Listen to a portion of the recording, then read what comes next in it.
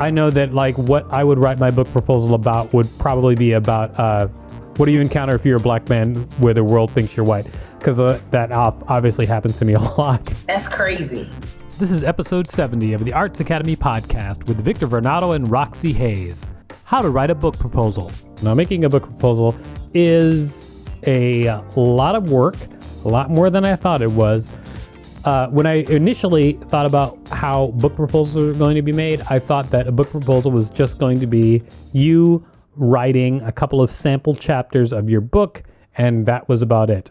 I found out that it is not the case, and I will also tell you that there's two ways to write a book proposal, and that is alone or with the help of somebody else who knows how to write book proposals. If you can, I would suggest getting someone who has sold a book proposal before to help you finish your book proposal. Like, you can write your book proposal. You can write your book proposal yourself, but if you can get help from someone who has done a book proposal to help you finish it, I would highly suggest that. Like, that would be number one on my list. In fact, that's what I'm doing, is I'm writing the book proposal as best I can on my own, and then I'm going to bring someone else on to help me finish the book proposal. Have you written a book proposal before, or have you researched it, Roxy? Not at all, but I should, because I'm writing a book. So this is probably very important information that I need. You're writing a book? Mm-hmm. And you haven't researched it? I just started. Are you just writing a book in general, or are you writing a book with like a deal? I'm just writing one just to see if I could. Oh, okay. Yeah, this is helpful for me. Well, then let's talk about what the book proposal is. So, like I said, it was very different from what I thought it was in the first place. And I thought a book proposal was just writing a sample of chapters in your book, and that would be it. It's not. It's a lot more than that. And so now that I know, I can talk about all the parts of a book proposal. The book proposal usually has all these parts. Now, I've written them down, and I will tell you that usually the book proposal has an overview. It has a marketing section, which is your target market. It has an author bio. It has a marketing plan. It has competitive titles, so a list of competitive titles. Usually a book proposal also has your timetable. It will talk about any special features that it has. You'll have a chapter outline, and you'll have sample chapters. Now, we're just going to quickly go through what each of those parts of a book proposal might mean. It is way more work than I thought it was, and I learned so much. What? I said, yeah, that's a lot. Yeah, it is. It's totally a lot. And it's way more than I thought it was in the first place. I really thought it was going to be easy to write a book proposal. I had no idea that it was quite the journey. All right, so let's talk about the different sections of the book proposal first. However, one thing that you can do when you're going to have your book proposal is you could have a great title and a great log line that's going to help with your overview. Although the overview is usually the first section of the book, and an overview of your book is actually pretty simple format-wise to figure out, because the overview of your book is very much like the attract paragraph that they put on the back of books to like tell you what the book is about when you're looking at them in the store. You know, you flip a book over and they'll have a paragraph and it's like, it's a tale of a sultry mistress, you know, like those things. Like, that's what's in the overview. And when you're writing the overview, you're not thinking of the overview like you would think of writing from your point of view. You're thinking of the overview from a marketer's point of view. You're thinking of what makes people excited about the book. So a lot of times you'll be talking about yourself. If the book, depending on what your book is, like if you're talking about yourself, in my case, the book that I'm writing is like stories from my own life. So I have to write an overview that really sensationalizes who and what I'm about.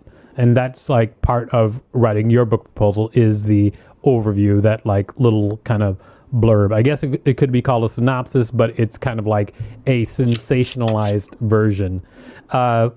Some good advice that I've heard about this is never overpromise, but still oversell. Just like sell it as much as you can, but don't overpromise more than you can deliver. But if you can write an overview of your book that is just like bang, pow, whiz bang, then you should.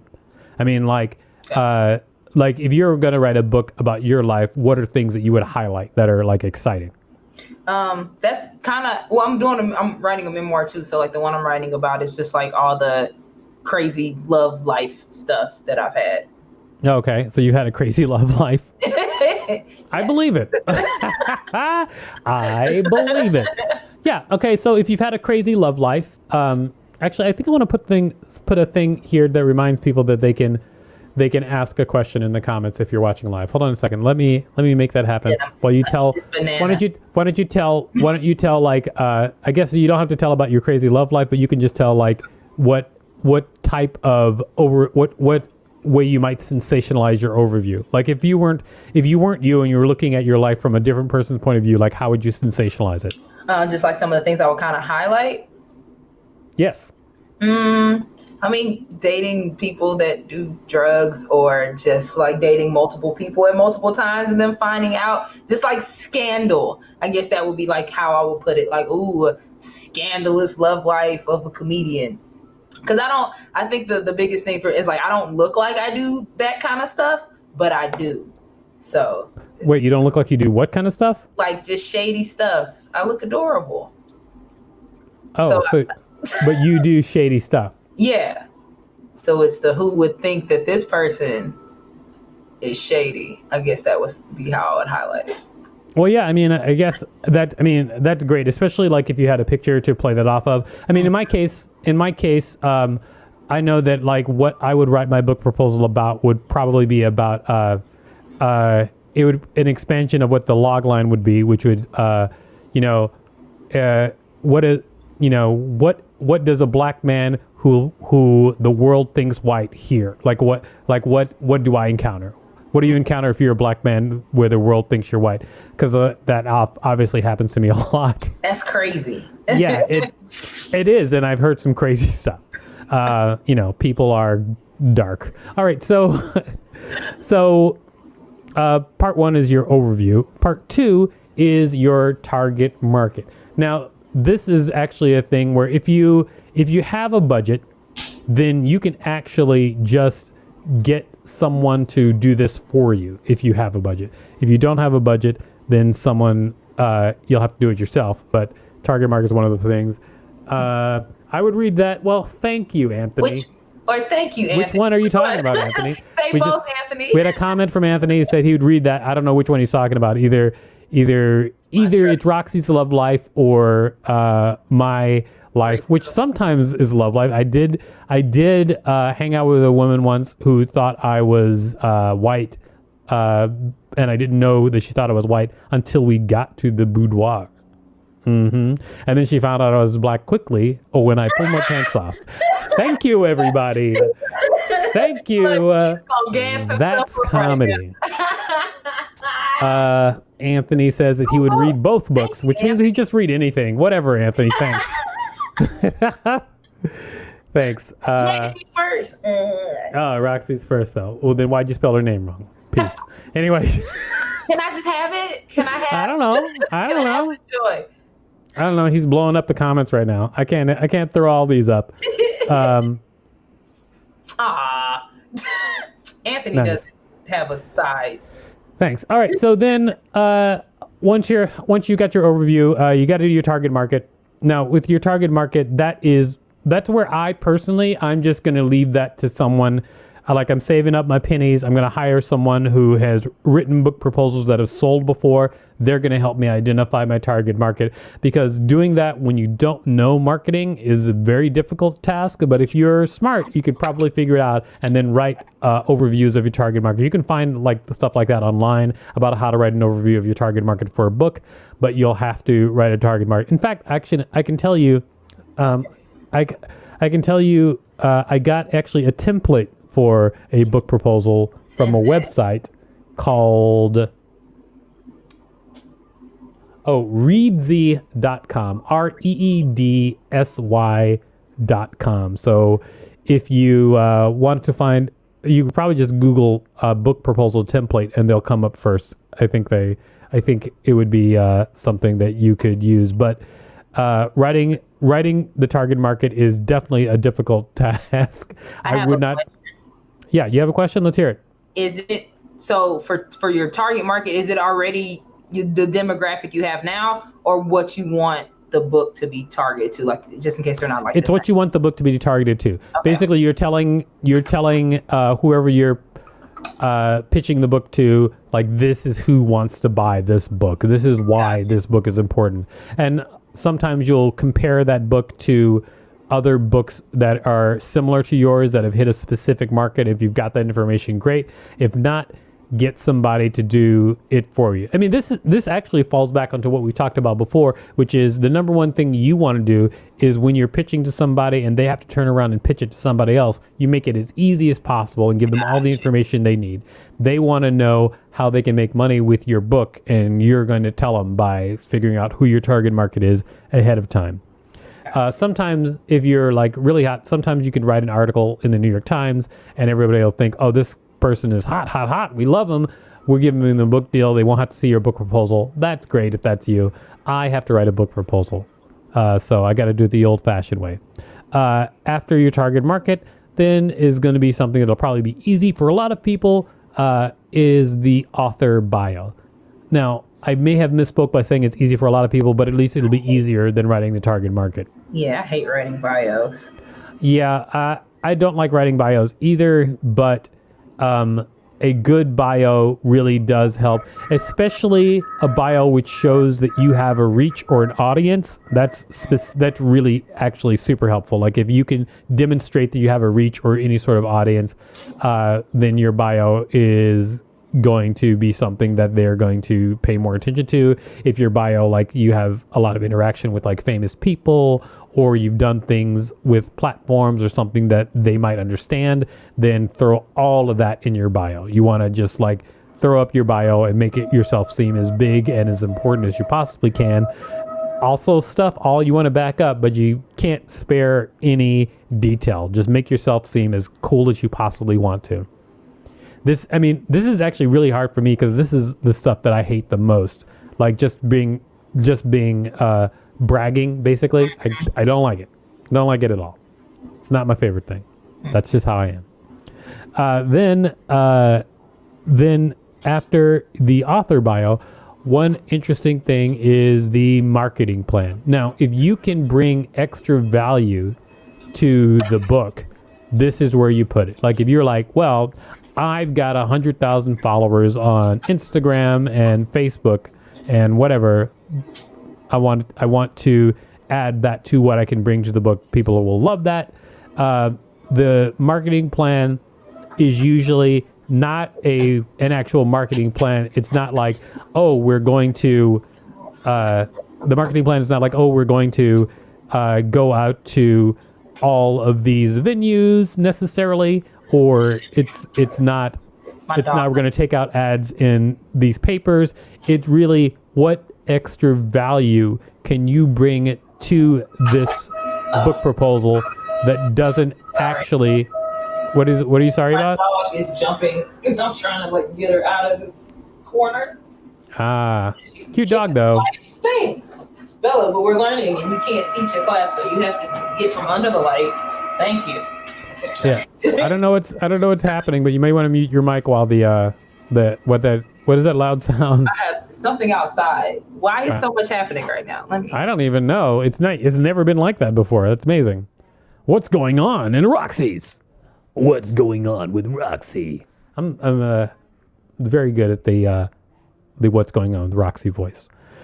Anyway, so the marketing plan, most easily put, it's what value can you bring that doesn't cost them extra money.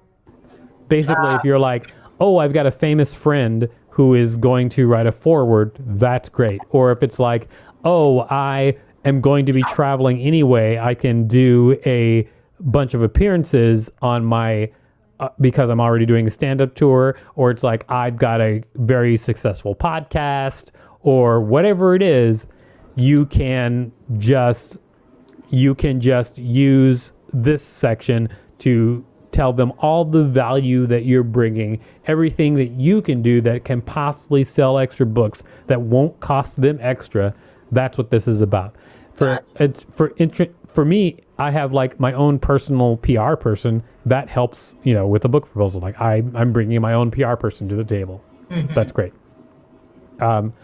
Next up is competitive titles. Now, competitive titles is super boring for me, but it's a thing that has to be part of most book proposals. They want to see what books that are similar to yours or in the same vein as yours that may have performed well. They want to know that the audience exists and that they are buying books.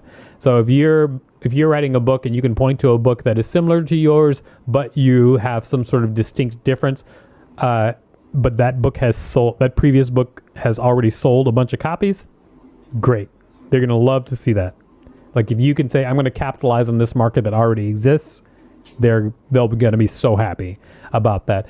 For me, I don't know a book that has been written specifically like my book, a book about a person who, a black person who in his lifetime has often been mistaken for white and been in the midst of people, it has often been mistaken for white and has been in the midst of people with who say racist things in front of me and don't know that they're speaking in front of a black person. I don't know that there's a lot of books like that right now. However, any book about the black experience is definitely like in that realm, and those do sell well. And because I'm also bringing something extra to it, like it'll be easy to tell people, hey, this book could possibly sell really well, because what I'm doing is I'm hitting this whole audience, which we know is a $1 million or $1 billion audience, but there's something extra that they're all going to want to hear about. White people and black people are going to want to hear about, because white people are going to want to read the book and be like, I'm not as bad as these people. I'm a good white person. And then black people are going to look and read the book and be like, I knew it. So that's what's going to be part of my competitive title thing, which is just like, I'm going to say, I'll talk about books that I am similar to, but with my extra sauce. I'm going to call it extra sauce. Is that cool? Ugh. Why are you making that face? Because sauce is code for semen. So. What? Yeah, people call it their sauce. Do they? Who? Yeah, people. You mean people you know? Let us know in the comments if you've ever heard semen being referred to as sauce. Yeah, please let me know. Let me know. Let me know if you've heard that, or is Roxy just living another life? She's living another life.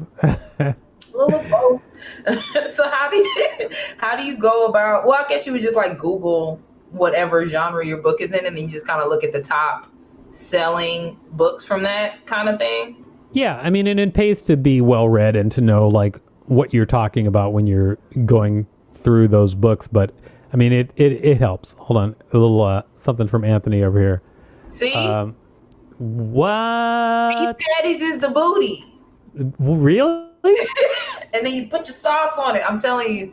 I'm trying not to. See, I said all that without cursing, too. Good job, me. Yeah, well, I'll tell you what I think. I think that people need to stop using food references for their bodily fluids. Peace.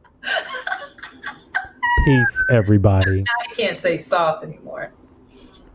Anthony's all about it.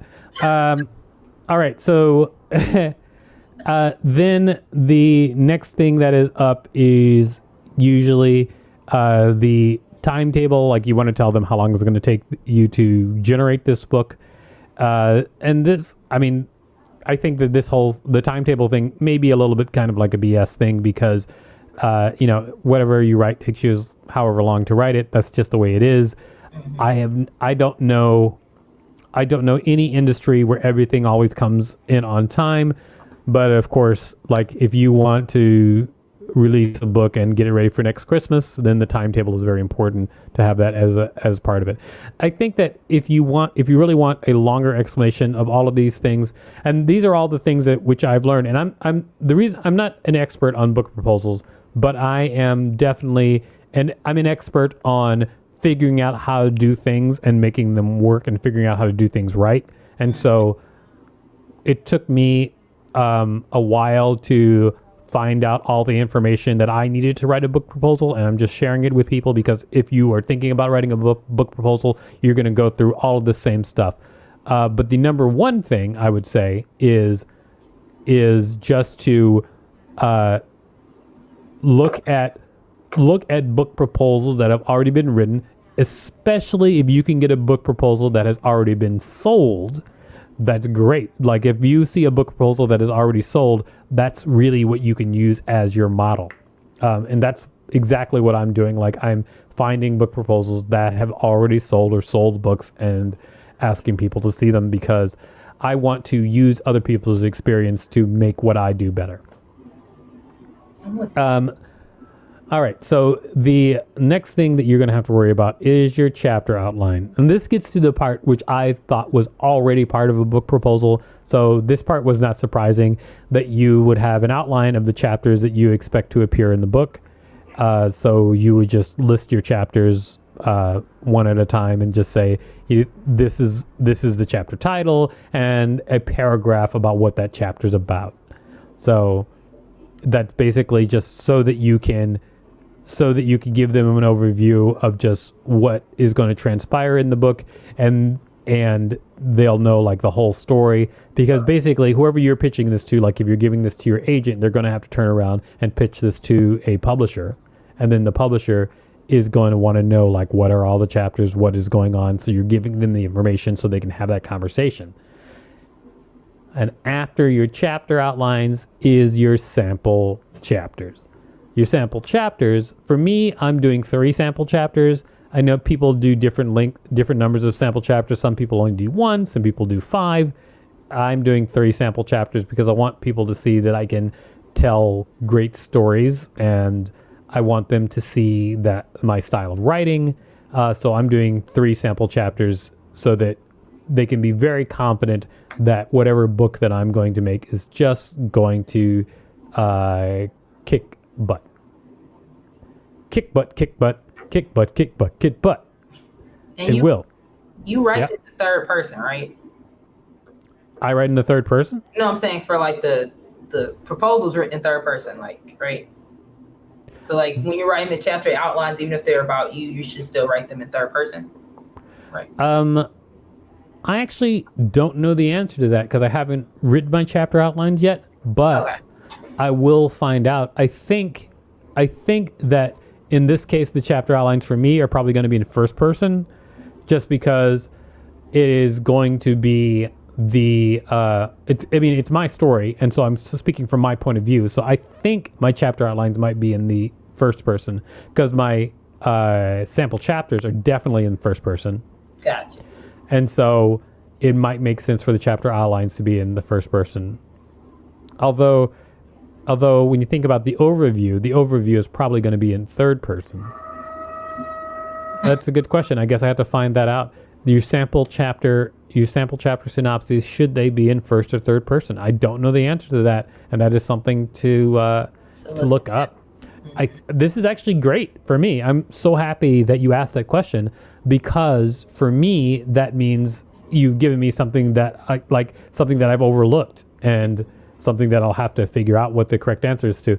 I'm guessing that the correct answer is probably going to be first person, but it might be third person. It's hard to say. You never know. Yeah. Yeah.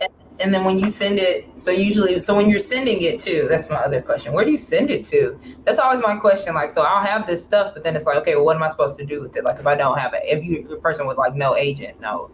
Well, I mean, if you want a big deal, it's probably going to have to work. You're probably going to have to work through an agent, because when I'm looking for a large advance on my book proposal. So the reason I'm spending so much time with it, and also I'm taking the time to I'm actually going to put in like a couple of $1,000 into getting someone to help me edit the book proposal, because what I'm looking for as my advance is like $200,000. Okay. So it's worth it to me to have someone who's fantastic to go over all of the material and just like get the money together.